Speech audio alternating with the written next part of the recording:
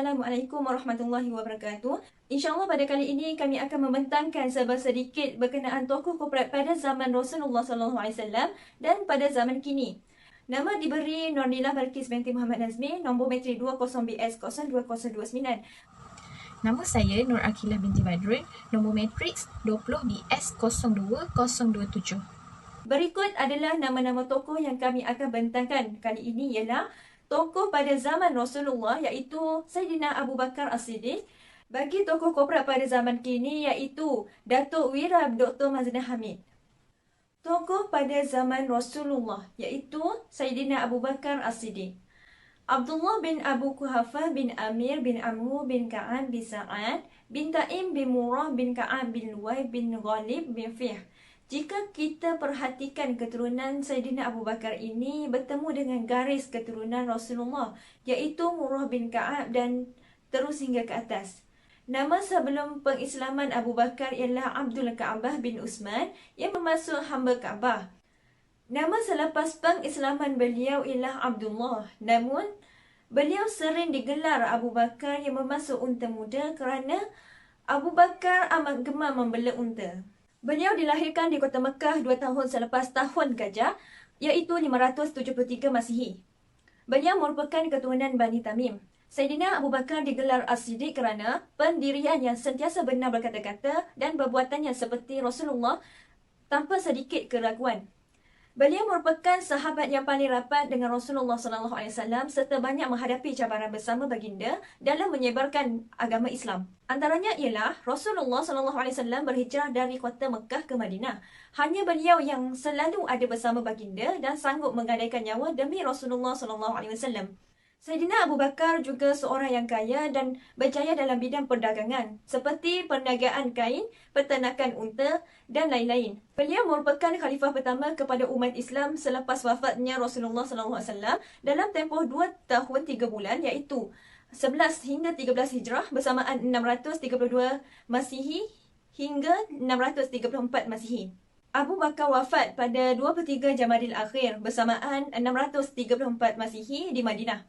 Sebelum beliau meninggal, Abu Bakar menderita sakit lebih kurang 15 hari. Pada ketika waktu tersebut, beliau hanya terbaring di tempat tidurnya dan tidak dapat melakukan solat berjemaah bersama sahabat-sahabat yang lain. Abu Bakar wafat pada usia 63 tahun dan beliau dikebumikan di sebelah makam Rasulullah SAW di Masjid Nabawiyah Al-Madinah.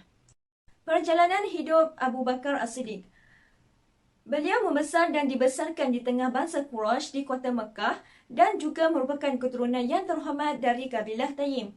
Sayyidina Abu Bakar bukanlah berasal dari keluarga yang miskin. Malah sebaliknya berasal dari keturunan berharta yang mempunyai dagangan. Harta-harta ini diwarisi oleh beliau. Antara negara yang pernah dijelajah olehnya adalah ke Syam pada musim panas dan ke Yaman pada musim sejuk. Dalam berniaga, Abu Bakar sangat terkenal dengan kejujuran dan keramahannya. Jadi, ini menyebabkan dia menjadi seorang pedagang terhormat di antara pedagang di negara Quraisy. Dalam sirah Nabawiyah, Ibnu Hisham menjelaskan bahawa Abu Bakar As-Siddiq adalah seorang yang sangat lemah lembut dan sopan terhadap bangsanya. Mudah menyukai orang lain, seorang pedagang utama yang mempunyai akhlak yang istimewa. Dia sering dikunjungi oleh pemimpin bangsanya untuk meminta pelbagai pendapat kerana pengetahuannya yang luas, pengalaman perdagangannya yang mantap, kedudukan yang tinggi di kalangan masyarakat dan penghormatannya yang tinggi terhadap orang lain. Walaupun ajaran Islam belum diturunkan, seolah-olah dia telah mempraktikkan ajaran-ajaran ini dengan betul. Dia sangat terhindar dari akhlak buruk orang-orang Quraisy yang jahil dari segi kepercayaan dan peradaban.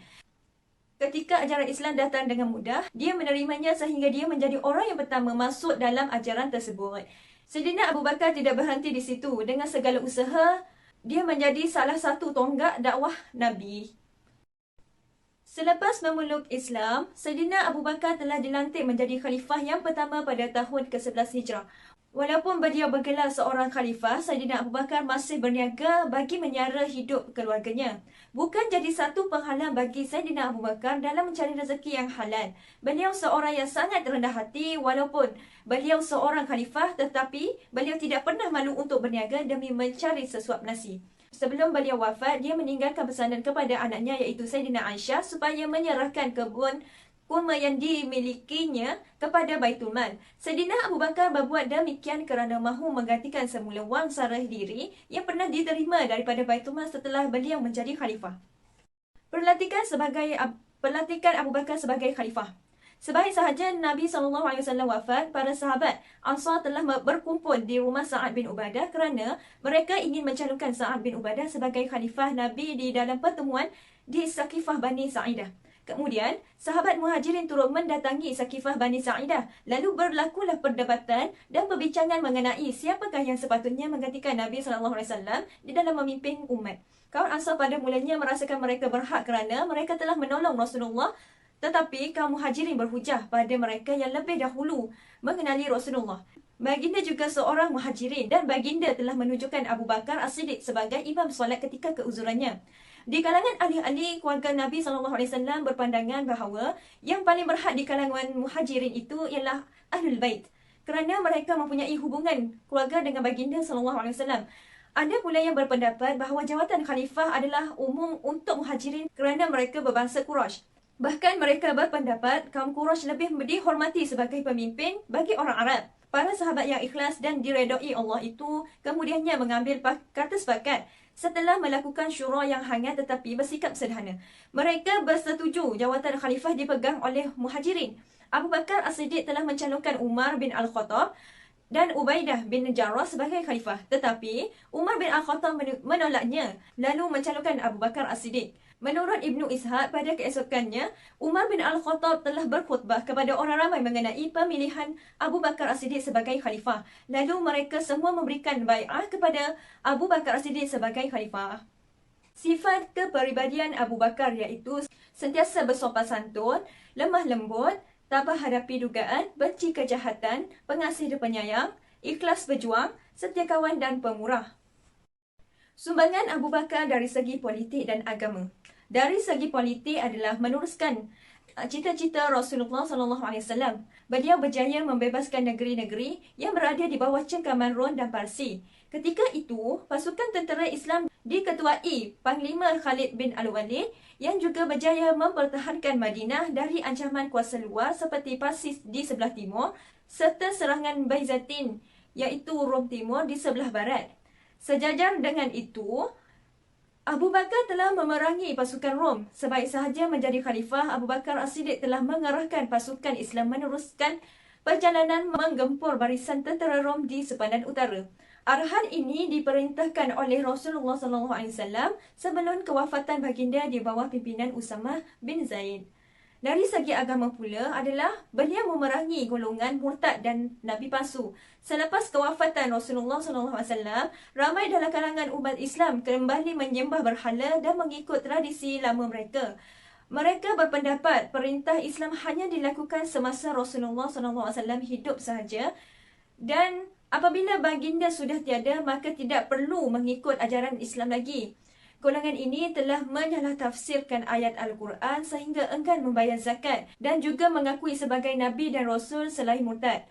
Lalu, bagi menangani masalah dan mengelakkan daripada terus menular, Saidina Abu Bakar melancar peperangan terhadap golongan Ar-Riddah ini. Beliau menghantar 11 pasukan angkatan perang untuk menghadapi kaum murtad yang memberontak di serta pelosok tanah Arab. Beliau juga telah mengumpulkan mashaf Al-Quran dan hadis. Khalifah Abu Bakar juga mengarahkan Zaid bin Sabit agar mengumpulkan dan menyusun semula naskah Al-Quran yang selama ini ditulis di atas kulit, binatang, batu dan sebagainya untuk disalin semula. Ini kerana selepas peperangan melawan golongan murtad, ramai penghafal Al-Quran yang terbunuh. Salinan tersebut telah disimpan oleh beliau sendiri dan diamanahkan kepada Saidina Umar Al-Khattab, Sayyidatina Hafsah iaitu isteri kepada Nabi Muhammad SAW dan Sayyidina Uthman bin Affan. Khalifah Abu Bakar juga membukukan hadis dan Rasul sebagai panduan umat Islam bertepatan dengan situasi kemunculan ramai Nabi palsu yang mengelirukan masyarakat ketika itu. Walaupun hanya memerintah selama 2 tahun, jasa dan sumbangan Saidina Abu Bakar As-Siddiq sebagai pemimpin pertama umat Islam yang sangat besar, menerima jawatan sebagai khalifah Islam sebaik kewafatan Rasulullah SAW sahaja adalah satu sumbangan tidak ternilai dan tiada galang gantinya. Bahkan, kebanyakan tindakan semasa pentadbirannya sangat penting demi kebaikan umat dahulu sehingga hari ini. Contoh terbaik adalah mengumpul naskah Al-Quran dan membukukan himpunan hadis Rasulullah SAW. Tokoh korporat pada zaman kini yang saya pilih ialah Datuk Wira Dr. Maznah Hamid. Beliau berasal daripada Aitam, Kedah dan dilahirkan pada 18 April 1955. Beliau telah berkahwin dengan Haji Syahin Mirza Habib pada 11 Mac 1979 dan dikurniakan 5 orang cahaya mata. Beliau telah memegang jawatan sebagai pengerusi eksekutif kumpulan Securiforce pada tahun 1981.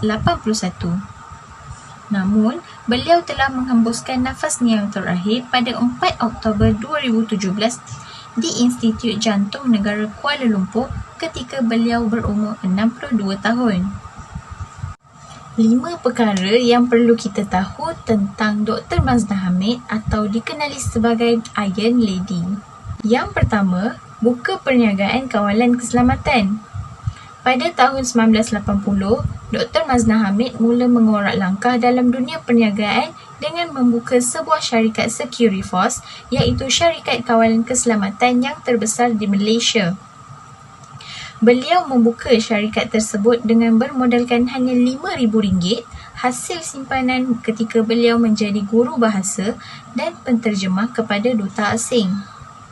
Beliau juga berjaya menubuhkan Securiforce Logistik yang meliputi rantau Asia, Eropah, Timur Tengah dan memiliki cawangan di Singapura, Bangkok, China, Turki, Korea dan juga Jerman. Kedua, beliau tidak pernah minta bantuan untuk tubuh perniagaan. Pada 30 tahun yang lepas, Datuk Maznah telah berhijrah ke Kuala Lumpur untuk memulakan hidup baru. Pelbagai dugaan dan keperitan hidup yang telah dilalui termasuklah beliau pernah mendiami rumah setinggan yang tiada bekalan air dan juga elektrik. Akhirnya, beliau berjaya menubuhkan Securiforce dengan berkat kegigihan dan kesabarannya. Beliau juga mengakui kesemua anak syarikat yang ditubuhkannya berkembang maju tanpa bantuan kewangan dari mana-mana bank. Ketiga, beliau pernah menjadi bil kolektor, peronda dan juga pengawal keselamatan. Securiforce bermula dengan menggaji 5 orang pengawal keselamatan sahaja. Namun, Datuk Maznah telah bertindak sebagai pengurus dan pekerja pada masa yang sama disebabkan kekurangan modal dan peruntukan. Akibat kekangan wang modal dan permohonan bank ditolak, beliau nekat menjual rumahnya demi mendapatkan suntikan modal bagi Securiforce. Beliau juga pernah menjadi pengawal keselamatan di sebuah pasaraya dan suaminya pula perlu melakukan rondaan di kawasan rumah pelanggan. Keempat, ceburi bidang hartanah. Datuk Maznah telah menubuhkan syarikat Danau Lumayan sendirian berhad. Danau Lumayan telah menerokai kawasan di sekitar Bandar Tun Razak pada tahun 1997 dan membina 3,000 unit kediaman kondominium dan juga lot kedai.